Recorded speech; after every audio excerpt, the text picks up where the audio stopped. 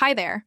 Today, I want to share with you an incredible story about betrayal, pain, and an unexpected meeting. I found out my husband had a secret family, so I met them first. If you appreciate honest and heartfelt stories, make sure to subscribe and turn on notifications. My name is Grace. I'm 35. I've been married to my husband, Daniel, for almost 9 years. We met when I was 26. I was still figuring myself out, just moved into a new city, working a job I hated, going on too many bad Tinder dates. And then Daniel walked into my life like some kind of calm in the storm. He was older than me, 33 at the time, confident, steady, charming in that subtle way that doesn't feel forced. He made me feel safe, like I could finally exhale. We had the Pinterest-perfect romance. Weekend getaways, spontaneous flowers, matching pajamas on Christmas. I thought we were happy. I thought I was happy. But hindsight has a cruel sense of humor. Now I look back and see the cracks I ignored. The business trips that popped up last minute. The way he always took phone calls in the other room. How he suddenly changed the password to his phone because of work security. And I swallowed every excuse like it was gospel because I trusted him. I built my life around that trust. Last October, something felt off. I don't know what exactly triggered it. Maybe it was intuition, maybe it was the way he flinched when I walked into the room mid-call, or how he suddenly became obsessed with privacy. One day, while he was in the shower, I went through his laptop. I know it's wrong. I know. But something in my gut was screaming, and I couldn't ignore it anymore. And that's when I found the emails. Dozens of them. Sent from a separate email account I'd never seen before, buried in the browser autofill. They were mundane at first. Grocery lists, school recitals, PTA meetings, things that didn't make sense. Because Daniel and I don't have kids. My hands were shaking. I remember scrolling through one email where Elena was thanking him for picking up Maddie from ballet. Another talked about their upcoming family weekend at a lake house. I kept thinking, this has to be a work thing, a client, something. But then I saw it, an email titled, "Happy Anniversary, Love." My heart stopped. I opened it, and there it was, a picture of Daniel, grinning like a fool, standing next to a woman with long black hair, holding a toddler and a girl who looked about 7. They were cutting a cake that read 7 years strong. The caption underneath, "You're the best husband and father we could ever ask for." I vomited, right there, on the carpet. I just broke. 7 years. 7 years. Which meant he started this whole other life 2 years into our marriage. He had a whole other family. A wife? No, a partner. And kids. Real, breathing, innocent. Kids who probably had no idea their dad was living a double life. I couldn't breathe. I remember my chest caving in like I was being sat on. I couldn't even cry properly. I just started laughing. That horrible, high-pitched laugh that sounds like something out of a horror movie. That night, I didn't confront him. I couldn't. I needed to know everything first. I needed to understand how deep this betrayal went. So I started digging. Made copies of everything, every email, every photo, every receipt. I stalked Elena online. Turns out she lives just 45 minutes away in a neighboring suburb. Her social media was mostly private, but there were enough breadcrumbs. PTA, posts, birthday shoutouts. Family selfies with Daniel's face front and center, except she referred to him as Danny, which made me want to throw my laptop across the room. I hired a private investigator. I told him Daniel was my brother-in-law, and I was worried he was cheating on my sister. It was a lie, but I needed answers, and fast.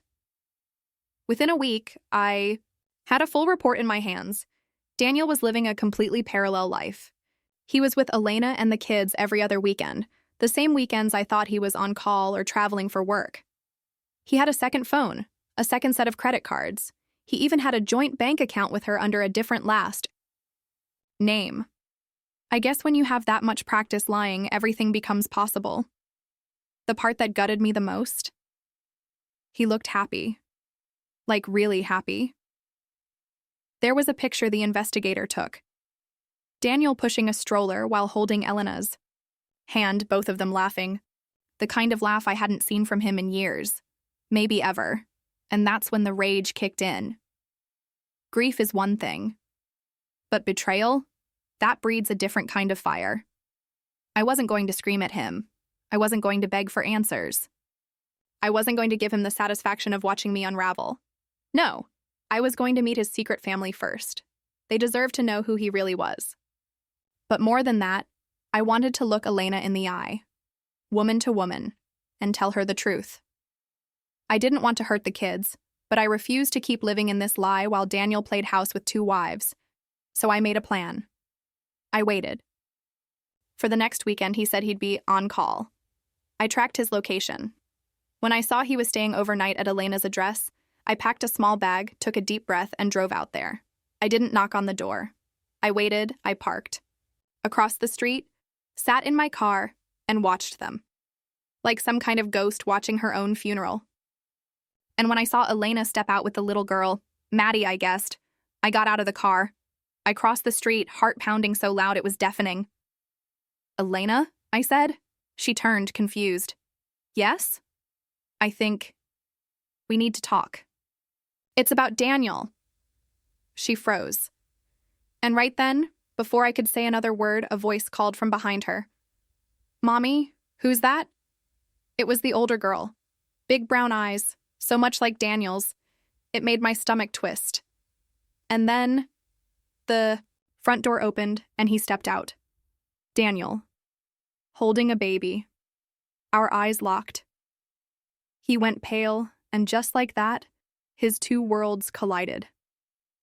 The moment Daniel saw me, it was like watching a soul leave a body. His face, normally so composed, so in control, just crumbled. His jaw dropped. The baby in his arms let out a little whimper, but neither of us moved. Elena looked back, and forth between us, her brow furrowing. "Danny?" she asked cautiously. "Who is this?" He didn't answer. So I did. "I'm his wife," I said, staring straight at her. "His other wife?" You know that sound in movies when a record scratches and everything freezes? That's exactly what it felt like. Time didn't just stop. It shattered. Elena blinked. "What?" Daniel finally spoke, voice barely audible. "Grace, what are you doing here?" "I could ask you the same thing," I snapped, my voice trembling. "But I think we both know the answer, don't we?" He took a step forward. "Grace, please, can we go inside and talk about this?" I ignored him and turned to Elena, who looked like she'd just been slapped. "I'm so sorry you had to find out like this. I didn't come here to hurt you or your kids. I needed you to know." She looked at me dazed. "You're his wife?" "Married 9 years, I said. "We had a wedding, rings, vows, the whole thing. I thought we were building a life together, but apparently your life with him started while mine was still going." Daniel tried to speak again, but I raised my hand. "Don't, not a word, not now." The kids were starting to get restless, confused by the tension, the raised voices. I took a shaky breath and looked at Elena. "Can we talk?" I asked gently. "Just us?" She hesitated. I could see the war on her face. Protectiveness. Over her children, confusion, hurt, fury, but in the end, she nodded. Inside, "Danny, take the kids to the park, now. Ellen, now." Daniel opened his mouth to argue, then seemed to think better of it. He handed the baby to the older girl, who was still watching me with wide eyes, and shuffled them into the car like a man walking to his own execution. As soon as the door closed, behind us, Elena turned to me, arms crossed, trying to hold herself together. "Start talking," she said, voice tight. "And don't leave anything out." So I did. I told her everything. The emails, the PI, the lies, the overlapping timelines. I even showed her the photo from her anniversary, the one I found on Daniel's secret email account. She stared at it like she'd never seen it before. "I don't understand," she whispered. "We've been together for 7 years. I met him through work.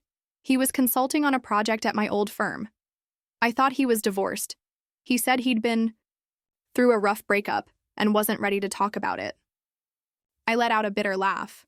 "Yeah, that rough breakup was our marriage. still very much intact, at least on paper. She shook her head in disbelief. But he lives here. He's with us all the time. And yet, somehow, he's been... With me too, I said. He told me those weekends were business trips, that he was too busy for kids, that he wasn't ready. Silence settled between us. Heavy. Suffocating. I watched her face, a mix of rage, grief, and betrayal I knew all too well. She looked just like I had in my bathroom that night I found the emails, like someone had gutted her with a smile. "Feel like I'm going to be sick," she muttered, stumbling toward the kitchen. I followed and handed her a glass of water. She took it, barely looking at me. "I loved him," she said, tears threatening. "I built a life with him. We bought this house. We had babies. I thought he was honest. He told me I saved him." Those words broke me, because I'd heard them too. I sank into a chair. He said the same thing to me, that I saved him, that he'd never known peace until me. We sat there for a long moment, two strangers tied together by the same liar. Finally, Elena spoke again, voice steely now. "We have to ruin him." I blinked. "What?" She met my eyes. "I don't know what that looks like yet, but I'm not just going to let him walk away from this. He lied to me, to you, to our kids. He needs to pay." Something in me shifted. I'd come here prepared to blow up his lie. But I didn't expect an ally. I didn't expect the woman I'd hated in theory to become someone I could relate to. We talked for hours. We went through calendars, photos, receipts, connecting the dots, comparing timelines. We realized that every time he told me he was visiting his mom in Florida, he was actually on family vacations with Elena. And every time he told her he was attending a client conference, he was with me at a winery or a beach resort. Man was practically a magician, a liar so smooth he convinced two women they were each his entire world, but not anymore. We made a pact that night. We were going to take him down, not just for us, but for the kids, so they never grew up thinking this kind of betrayal was normal, so they'd know the truth, even if it hurt. When Daniel returned from the park, we were sitting on the porch, waiting for him like two wolves. He froze when he saw us together. Elena stood up. "We need to talk." He looked like he wanted to run, but he didn't. He came. Up the steps, slow and tense, his face trying to morph into some kind of damage control expression. "Grace." "No," I said coldly. "You don't get to talk right now." Elena crossed her arms. "We know everything."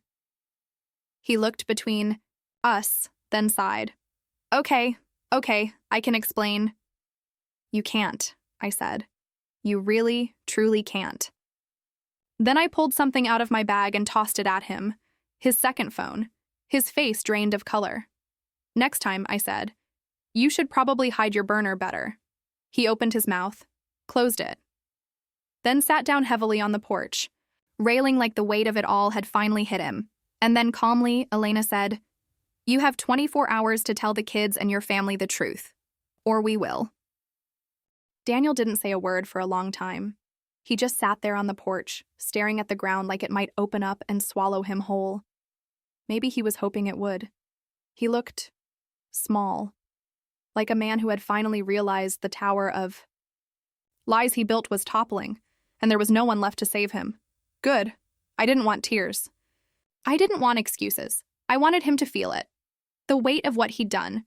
The destruction he left in both our lives. Finally, he looked up, his voice barely above a whisper. "I didn't mean for this to happen." Elena snorted. "Really? Did 2 kids and a mortgage just accidentally show up one day?" He winced. "I know what I did. I thought I could manage it.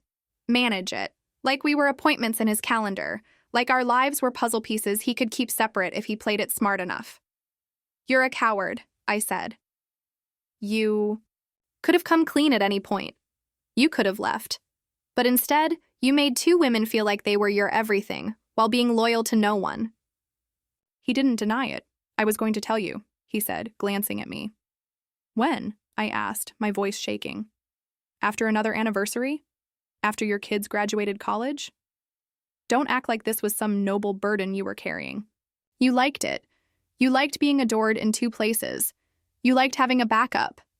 He looked at Elena, then back at me. I didn't want to lose either of you. You already did, Elena said. Her voice was flat. Final. We let him stew in. That silence. I wanted it to burn. I wanted every second of discomfort to soak into his bones. And then, like the true narcissist he was, he tried to flip it. What about the kids? He said suddenly. You're going to rip their father away from them? You ripped yourself away the moment you chose to lie to their mother, Elena said sharply. You think they need a father who builds his life on betrayal? He stood up, pacing now. We can work something out, please. Just don't ruin everything. You already did, I snapped. And you don't get to control what happens. Next. He stopped pacing. His eyes flicked toward Elena. You really want to do this? Air this dirty laundry for everyone? She nodded. If it means no more secrets? Absolutely. He turned to me. Grace, what about your parents? Your job? Your reputation? Oh, now you care about my reputation? I said, laughing bitterly. You were living a soap opera for nearly a decade, and now you want to worry about appearances? You're unbelievable. He didn't answer. So we gave him the ultimatum again. 24 hours. Tell the truth or we would, and then we left. Elena walked me to my car. Her face was pale, but there was something new in her eyes. Not just pain, but resolve. Thank you, she said. For what? For not letting me stay blind. I nodded. Same. We promised to stay in touch. We both knew the storm hadn't even started yet. Back home, everything felt fake. I walked into our house, my house, and it was like I could see it for the first time. The framed wedding photos, the shared bookshelf, the souvenirs from our romantic getaways that were apparently sandwiched between his trips to his other family. I sat on our bed, no, my bed now, and just sobbed. I hadn't let myself break down at Elena's. I needed to be strong, to stay focused. But now that I was alone, it all hit me. The years, the lies, the wasted love. The grief came in waves. One moment I wanted to scream, the next I felt hollow. Like I didn't exist anymore. Like everything I thought I knew about my life was just a story someone else had written. The next morning I called in sick. There was no way I could face anyone yet. I checked my phone obsessively. Nothing from Daniel. No confession. No forwarded email. No, I told them. Just silence. Around 3 p.m., I got a text from Elena. He told them it was a misunderstanding. Said you're a jealous ex trying to ruin his life. I stared at the screen in disbelief. No, he wouldn't. Then came the second message. He showed them edited screenshots. Said you were stalking us. That you faked everything. And a third. I kicked him out. He's gone. That was the moment something inside me snapped. I'd given him a chance to come clean, to own what he'd done. And instead, he doubled down, tried to paint me as crazy. Turned the truth into some twisted version that suited his ego. He had no intention of doing the right thing. Ever. So I made a choice. I sent Elena everything. The PI report, the original emails, photos, dates, recordings. I told her to share it. With whoever she trusted. And then I made my own plan. I didn't want just emotional satisfaction. I wanted legal consequences. I wanted to make sure he didn't just skip town and start over with someone else. So I called a lawyer. And that's when the next secret came out. Daniel wasn't just living a double life. He'd also been funneling money from our joint accounts, slowly, over years, into an offshore account I had no knowledge of. He was preparing to leave. Leave both of us. I sat in the lawyer's office, gripping the edge of the chair so tightly my knuckles turned white. He slid the papers across the desk. Screenshots of financial transfers from accounts Daniel and I had shared for years. Transfers I never noticed because they were small, clever, hidden in routine. Looks like he started siphoning money about 5 years ago, the lawyer said, flipping through a few more documents. 1,000 here, 2,000 there. It adds up. I felt sick. Not just because of the betrayal, again, but because I missed it. I'm good with numbers. Organized. Careful. He knew that. He counted on it. And still, he found a way around me. He was building a way out, I whispered, almost to myself. A life raft, just in case everything blew up. The lawyer nodded grimly. Or maybe he was always planning to disappear. Some people like to keep their options open. I walked out of that office with a folder of evidence and a fire burning in my chest. I was done reacting, done crying. I'd already lost the version of my life I thought was real. Now it was time to make him lose something, maybe everything. Elena and I met that night again. This time we sat in her backyard while the kids were asleep. She'd already started, telling her family the truth. Slowly, carefully, with proof in hand. The fallout was ugly. Her parents were livid.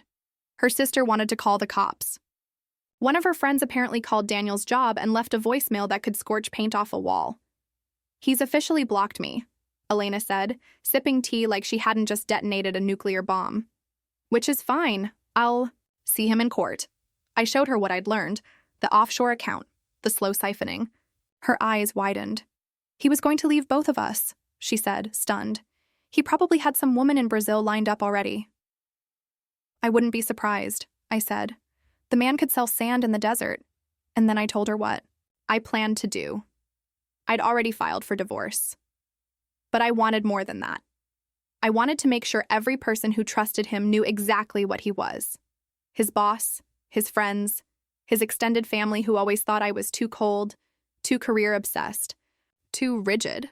I was going to burn the carefully curated mask he wore down to ashes. And Elena? She was in. The video went up 2 days later. It was just under 7 minutes. Simple, clean, no rage, just facts. 2 women, 2 families, 1 man, timeline breakdown, photos, receipts, voice memos, dates, account screenshots, all neatly stitched. Together in a quiet, shaking voice, mine. We didn't say his full name, but we didn't need to. Within hours, it had thousands of views. By the end of the day, it was trending. I don't know who leaked it. Maybe someone from Elena's circle, maybe someone from mine. But it didn't matter. The internet grabbed it and ran. Suddenly, Daniel was being flooded with texts, calls, messages. His boss called a meeting, his LinkedIn, deleted his parents, sent a group message that basically disowned him. Even his gym trainer unfollowed him. It was beautiful and horrifying, because even though I wanted this, even though I needed the world to know what he did, it still hurt. Watching the man I once loved unravel in real time was like peeling off my own skin. But what was worse? He still didn't reach out. Not once. Not to apologize. Not to defend himself. Not to ask why. He just vanished. That's when the calls from unknown numbers started. Weird voicemails. No voice. Just breathing. A car I didn't recognize parked. Outside my house for hours. I knew it was him. He didn't have the courage to face me, but he was still watching. Coward. Elena installed cameras at her place. I started carrying pepper spray, just in case. We met once more, a week later. We hugged longer that time. Are you okay? I asked. She shook her head. But I will be. That was enough. I looked at her kids, playing on the lawn like nothing, had shattered, and realized they were the only innocent ones in all this. The only ones who didn't have to carry the weight of betrayal. At least, not yet. But someday they'd ask questions. And when they did, I knew Elena would be strong enough to tell them the truth. We promised to keep in touch. I don't know if we'll ever be friends in the normal sense, but we're sisters now. Not by blood, but by pain. And sometimes, that's stronger. The final straw came a month later. My lawyer got a call from Daniel's side. He wanted a private settlement. No court, no drama. Of course he did. He didn't want discovery. He didn't want emails read aloud. He didn't want his financial games exposed, so I made him an offer he couldn't refuse. Sign everything over, or I take this to court and drag you through hell. He signed. I got the house, the savings, his car, sold, the funds from that mystery offshore account, frozen and reassigned. He lost everything. But I didn't feel triumphant. Not really, because at the end of the day, I didn't win. There's no winning when someone you loved turns out to be a lie. There's no trophy for survival, only scars. Still, I sleep better now. Not because I hurt him, but because I finally chose me, and sometimes that's the only closure you need. 6 months. That's how long it's been since everything came crashing down. It's strange how your body remembers pain. Even when you start to heal, your heart still flinches at the sound of a familiar ringtone. You still wake up expecting to find someone lying next to you, and feel that sharp, hollow ache when you realize they're not. But over time, the silence becomes something else. Peaceful. I thought I'd fall apart after the dust settled. That once the revenge was over, I'd collapse under the weight of it all. But instead, I started to rebuild. My mornings were mine again. I stopped checking 2 calendars, stopped waiting for calls that never came. I started therapy, real therapy, not the kind where you pretend everything's fine just to get through the session. It hurt. A lot. But it helped too. One day my therapist asked me something that stopped me cold. Do you still love him? I didn't answer right away, because the truth was complicated. I didn't love Daniel, not the man he actually was. But I did still mourn the man I thought he was. The man I loved so deeply I gave him a decade of my life. I would have gone to war for that man. I almost did. And grief. It doesn't follow rules. Sometimes you cry for someone even after you realize they never existed. But little by little, I stopped crying for him and started living for me. A few weeks ago, I got an email from one of Daniel's old friends, someone I hadn't spoken to since the truth exploded. He wrote, "I didn't know. I'm sorry. If I had, I would have said something. He told us you were the controlling one, that you didn't want kids, that you didn't support his dreams. We believed him because we wanted to, but we were wrong." I didn't respond. Not because I'm still angry, but because I don't owe anyone an explanation anymore. Let them sit with their guilt. I've done enough carrying for a lifetime. Elena and I still talk, though not as often. We send updates now and then. Photos, little stories about our progress. She moved into a new place. Smaller, but cozy. She started a side business baking cakes, and her kids are thriving. She told me once, "Some days I still look at the door and expect him to walk in. And then I remember, I'm finally safe." I understood that more than I could ever explain. Safe. That's what betrayal steals from you. Your sense of emotional safety. You start questioning everything. Your instincts, your memories, your worth. But once you claw it back, piece by piece, it's sacred. I'm protecting mine now, fiercely. And then, Daniel reached out.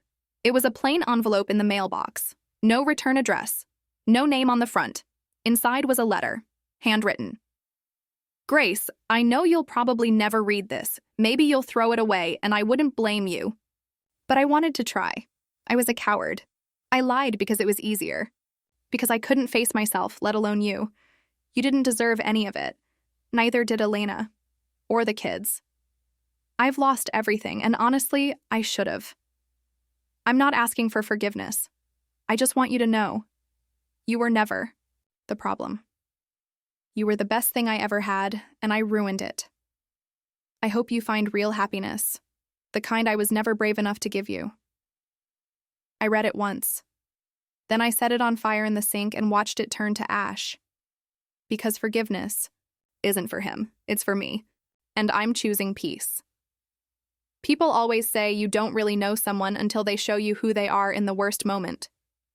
Daniel showed me, but so did I, and while he ran, lied, and manipulated, I stood up. I fought back.